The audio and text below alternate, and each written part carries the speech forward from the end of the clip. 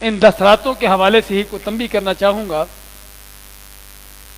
پہلی بات تو یہ ہے کہ ہمارے ہاں عموماً طاق راتیں جاگنے کا اور طاق راتوں میں عبادت کرنے کا ایک انداز پایا جاتا ہے،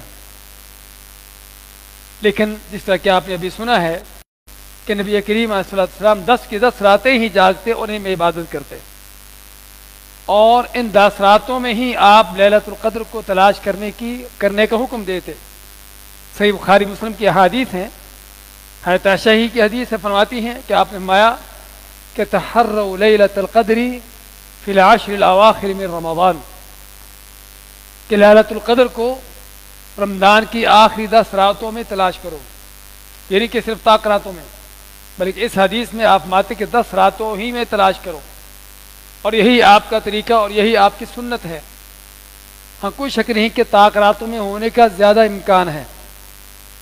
دوسری بھی صحیح بخاری مسلم کی احادیث ہیں کہ جس میں آپ فرماتے ہیں کہ تحروا لیلۃ القدر فی الوتر من العشر الاواخر، کہ لیلۃ القدر کو آخری 10 راتوں کی طاق راتوں میں تلاش کرو، کہ جس میں ایک ہم کہہ سکتے ہیں کہ اس میں ہونے کا زیادہ امکان ہے، لیکن اس کا معنی یہ نہیں کہ وہ طاق راتوں کے علاوہ کسی دوسری رات میں ہوتی نہیں ہے، بلکہ اسلام کی سب سے پہلی وحی اقرأ بسم ربک الذی خلق، کہ جس کے بارے میں اللہ فرماتا ہے انا انزلناہ فی لیلۃ القدر، کہ ہم نے اس قرآن کو لیلۃ القدر میں نازل کیا۔ اور لیلۃ القدر میں نازل ہونے کے علماء نے 2 معنی بیان کیے ہیں۔ ایک معنی تو یہ ہے کہ اس لیلۃ القدر میں قرآن کے نزول کا آغاز ہوا، کہ قرآن لیلۃ القدر میں نازل ہونا شروع ہوا، جو آپ کے اوپر پہلی وحی آئی۔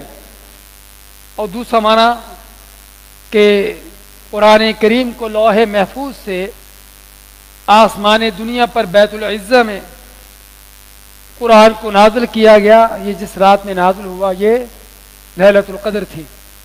ورنہ تو ہم جانتے ہیں کہ آپ کے اوپر قرآن کریم کا نزول جو ہے وہ 23 سال تک جاری رہا، مکہ کے 13 سال، مدینہ کے 10 سال، تو آپ کی نبوت کے 23 سال تک ہی قرآن کریم کا یہ نزول جاری رہا۔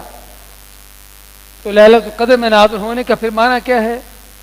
اس کی جس طرح بتایا ہے کہ 2 معنی ہیں، ایک تو قرآن کریم کا نزول کا آغاز ہونا، اور دوسرا قرآن کریم کو لوح محفوظ سے آسمان دنیا پر بیت العزہ میں نازل کیا جانا، اور وہاں پر اللہ تعالیٰ کے حکم کے مطابق، اللہ کی حکمت کے مطابق پھر اس کو آہستہ آہستہ آپ کے اوپر نازل کیا جانا۔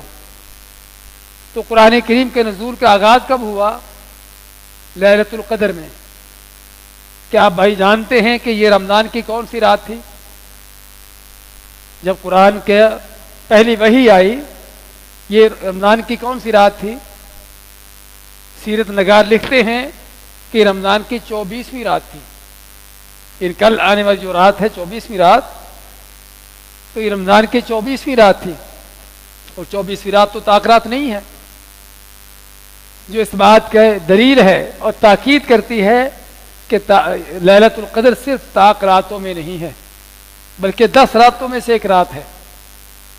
تو ہمارے ہاں جو صرف طاق راتوں ہی کو جاگنے عبادت کرنے کا تصور پایا جاتا ہے، ہم چاہتے ہیں کہ اس غلط فہمی کا ازالہ ہو اور سنت کے مطابق 10 راتیں ہی جاگنے کی کوشش کی جائے۔ اور جو آدمی رمضان کی آخری 10 راتیں اللہ کے لیے خالص مخلص ہو کر سنت کے مطابق جاگتا ہے، عبادت کرتا ہے، اللہ کے حکم سے وہ لیلۃ القدر کو پا لیتا ہے۔ یقینی طور پر اسے لیلۃ القدر کو پانے کا احساس ہوا ہو، اس کو کوئی نشانی نظر آئی ہو یا نہ آئی ہو، جس نے 10 کی 10 راتیں ہی جاگ کر اللہ کی عبادت کی، یقینی طور پر اس نے لیلۃ القدر کو پا لیا۔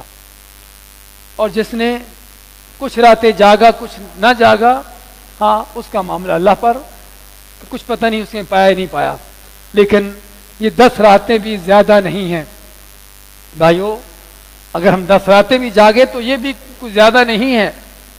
علامہ ابن القیم رحمۃ اللہ علیہ فرماتے ہیں کہ اگر مجھے یہ کہہ دیا جائے کہ اس سال میں، پورے سال میں ایک رات لیلۃ القدر ہوگی، اور اسلامی سال کے کتنے دن ہوتے ہیں؟ 355 دن. اسلامی سال کے 355 دن راتیں ہوتی ہیں. تو علامہ ابن القیم فرماتے ہیں کہ اگر مجھے کہہ دیا جائے کہ اس سال پورے سال میں ایک رات لیلۃ القدر ہوگی تو میں تب بھی پورے سال کی راتوں ہی کو جاگ کر اس کو تلاش کروں. یہ ہے عزم و ہمت، یہ ہے جو نیکی کرنے کی رغبت ہے. اور اللہ تعالیٰ اسی لیے بندوں کا امتحان چاہتا ہے. اللہ کے لیے ایک مشکل نہیں تھا کہ ایک ہی رات کو فکس کر دیتا اور بتا دیتا کہ فلاں رات ہے، جس طرح کہ ہمارے بہت سے لوگوں کے یہاں 27ویں رات کا تصور پایا جاتا ہے، اور اسی رات کو لیلۃ القدر بنا دیتا. لیکن اس سے امتحان ختم ہو جاتا. کچھ پتہ نہ چلتا کہ کون ہے کہ جو واقعی ہی محنت مشقت کر کے 10 کی 10 راتیں ہی اس کو جاگ کر تلاش کرنے کی کوشش کرتا ہے، اور کون ہے کہ جو ایک رات میں ہی جاگ کر اس کو پا لینے کی تمنا میں بیٹھا ہے. تو یہ فرق ہے.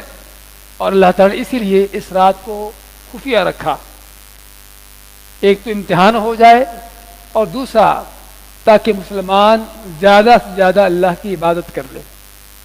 کوئی شک نہیں کہ صرف ایک رات میں عبادت کرنا اور 10 راتوں میں عبادت کرنے کا فرق ہم سبھی محسوس کرتے ہیں.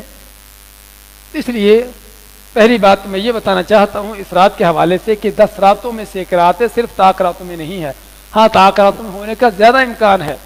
ان طاق راتوں میں سے بھی آخری 7 راتیں، یہ آج کی رات سے لے کر آخر تک یہ آخری 7 راتیں، ان میں ہونے کا اور بھی زیادہ امکان ہے. ان میں بھی 27ویں رات کے ہونے کا اور بھی زیادہ امکان ہے. کوئی شک نہیں، احادیث موجود ہیں اور صحیح احادیث ہیں. لیکن اللہ تعالیٰ اپنی حکمت سے چاہے کہ اس 10 راتوں میں سے اس کو کسی رات کو بنا سکتا ہے. دوسری بات اس رات کے حوالے سے یہ ہے کہ اللہ تعالیٰ اپنی حکمت سے اس رات کو بدلتا رہتا ہے. اپنی حکمت سے اس رات کو بدلتا رہتا ہے، تو جب چاہے اس کو لے آتا ہے. ہم جس طرح ذکر کر رہے ہیں کہ جب اسلام کی وحی کا آغاز ہوتا ہے تو 24ویں رات تھی. آپ صلی اللہ علیہ وسلم ایک سال آپ کو خواب میں دکھایا گیا، آپ کو ایک سال خواب میں دکھایا گیا کہ اس رات کے بعد جب فجر کی نماز آپ پڑھیں گے تو آپ کا سجدہ جہاں ہوگا وہاں پر پانی ہوگا. تو 23ویں رات جو آج کی 23ویں رات ہے، اس 23ویں رات میں آپ نے جب فجر کی نماز پڑھائی تو رات گزرنے کے بعد آپ نے جب سجدہ کیا تو چونکہ رات کو بارش ہوئی تھی اور مسجد نبوی کی چھت آپ جانتے ہیں آپ کے زمانے میں کھجور کے پتوں کی تھی، پانی ٹپکتا ہے. آپ نے جہاں سجدہ کیا وہاں پر پانی تھا، تو آپ کا خواب پورا ہو گیا. پتہ چل گیا کہ اس سال یہ رات 23ویں رات تھی، یہ رات 23ویں رات تھی. اور اس لیے بعض علماء تو 23ویں رات ہی کو کہتے ہیں کہ زیادہ لیلۃ القدر ہونے کا یہی امکان ہے آج کی رات. تو علی کل حال 24ویں رات کے بارے میں بھی ذکر آتا ہے، 23ویں رات کے بارے میں بھی ذکر آتا ہے، اور بھی اسی طرح بعض دوسری راتوں کے بارے میں ذکر آتا ہے، جس سے معلوم ہوا کہ اللہ تعالیٰ اپنی حکمت سے اس رات کو بدلتا رہتا ہے. ہر سال ایک ہی رات نہیں ہوتی، فکس نہیں ہے.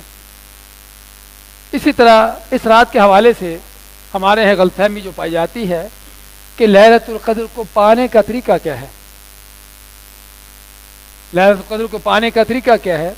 ہمارے یہاں عموماً جو دیکھا جاتا ہے بعض مسجدوں میں، یہاں پر تو انشاءاللہ سنت کے مطابق چیزیں ہوں گی، لیکن بعض مسجدوں میں کیا دیکھا جاتا ہے کہ مغرب کی نماز پڑھی، جا کے کھانا وانا کھایا، گپ شپ لگائی، عشاء کی نماز پڑھنے آ گئے، آ کے کوئی تراویح وغیرہ پڑھی، اس کے بعد پھر کوئی بیٹھ کر کھانا وانا کوئی گپ شپ لگا لی، آدھی رات کو نفل پڑھے، کچھ 8-10 نفل پڑھ کے مٹھائی کھائی اور ایک دوسرے کو مبارکباد دے دی. بھائیو، یہ لیلۃ القدر کو پانے کا طریقہ، یہ ٹرینڈ جو بنا رکھا ہے، یہ نبوی طریقہ نہیں ہے. یہ رات ابھی آپ نے جب افطاری کی ہے، جب سورج غروب ہوا اس وقت سے شروع ہو چکی ہے. یہ لمحات ہمارے جو گزر رہے ہیں، ممکن ہے اگر لیلۃ القدر ہو تو اسی کا حصہ ہے. اور کب تک ہے؟ سلام ہی حتی مطلع الفجر، کہ رات سلامتی والی ہے فجر طلوع ہونے تک. تو مغرب سے لے کر فجر تک یہ رات ہے بھائیو. یہ نہیں کہ رات میں صرف 1-2 گھنٹے کو نفل پڑھ کے دعائیں کر لی اور میں منا لی. ہاں، منا ضرور لیتے ہیں، مٹھائیاں کھا کے جیسے منا کے، جلسے کر کے منا ضرور لیتے ہیں لیکن پاتے نہیں ہیں. جنہوں نے پانا ہے ان کو چاہیے کہ وہ مغرب سے لے کر ہی اس رات کے لیے فارغ ہو کر بیٹھ جائیں مسجد میں. ہاں ٹھیک ہے کھانا کھائیں افطاری کریں جتنی ضرورت ہے کھانے کی, وہ بھی اللہ کے وہ بھی عبادت کا حصہ ہے. سحری کرنا بھی عبادت ہے, مشکل نہیں ہے, لیکن کوشش ہو کہ اس رات کا کوئی لمحہ بھی ضائع نہ ہونے پائے. پوری کی پوری رات, جس طرح کہ آپ کے سنت احیا لیلہ حدیث کے جو الفاظ ہیں, آپ پوری رات جاگ کر اللہ کی عبادت میں گزارتے.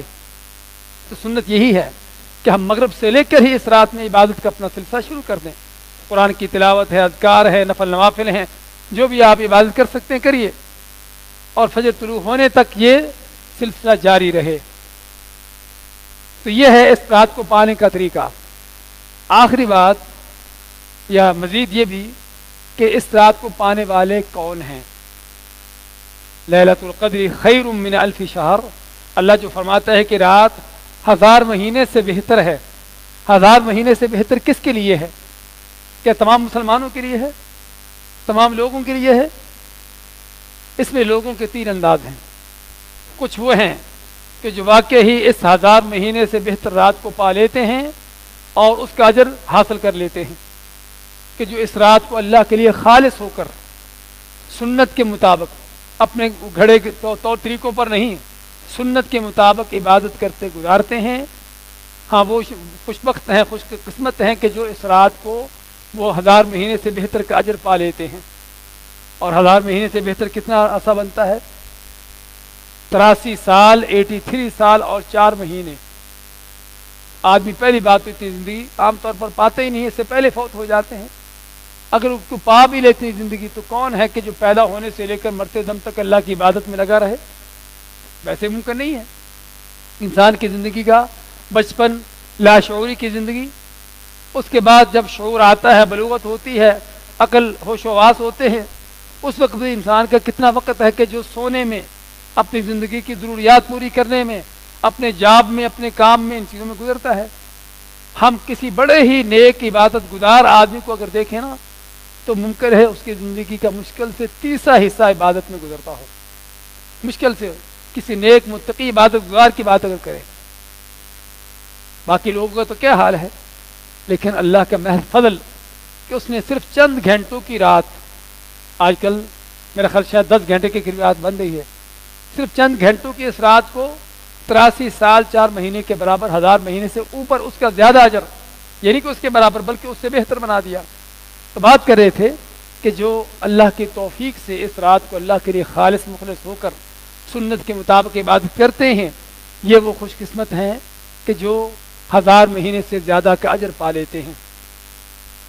اور دوسرے لوگ کہ جو اس رات کو سو کر گزارتے ہیں اپنے کام کاج میں, اگرچہ وہ جائز کام ہو, لیکن کوئی شک نہیں کہ یہ بھی ایک مذمت کی چیز ہے.